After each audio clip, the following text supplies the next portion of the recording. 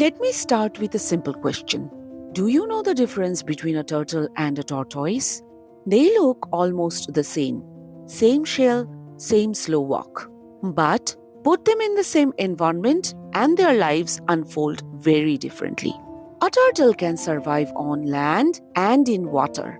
A tortoise, put them in water and it struggles to survive. Now, here is the real question. What if our children are like that? Two children, same house, same parents, same rules. Yet, one child struggles deeply while the other seems to be just fine. Why? For a long time, we blamed parenting or discipline or effort. But what I am about to share is not my opinion.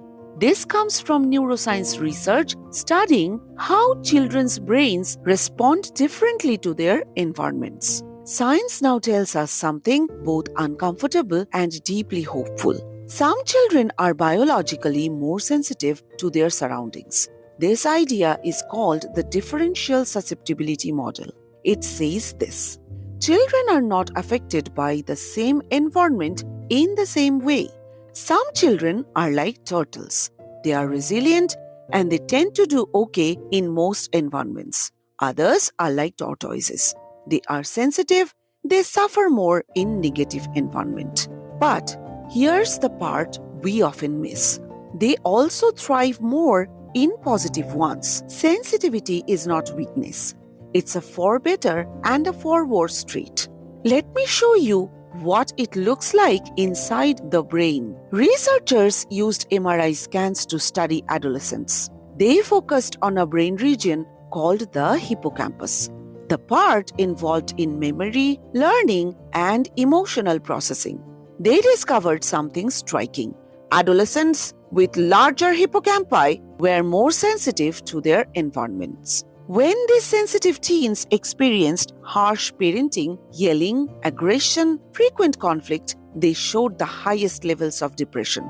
But here's the twist. When those same sensitive teens grew up with warmth, emotional safety, and supportive relationships, they showed the lowest levels of depression of all. Same brain, same child, different environment, completely different outcome. They weren't broken. They were deeply responsive. Now, let's go even deeper.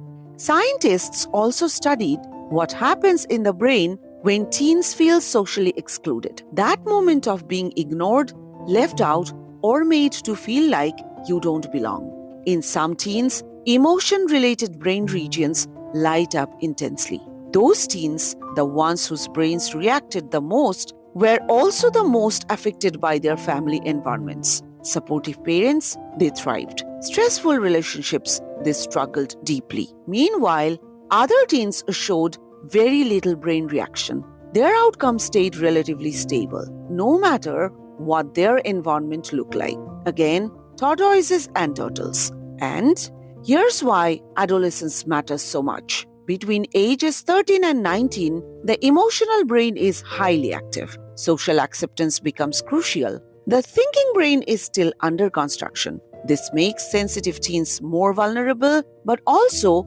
more open to growth. So, what's the takeaway? Sensitive children are not too much. They are highly tuned instruments in a noisy world. If the environment is harsh, they absorb it deeply.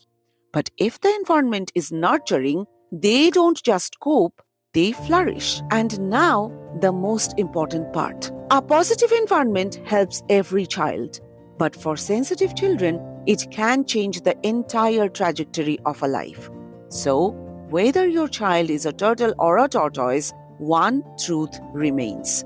Love, emotional safety, and connection are never wasted. They don't just shape behavior, they shape the brain.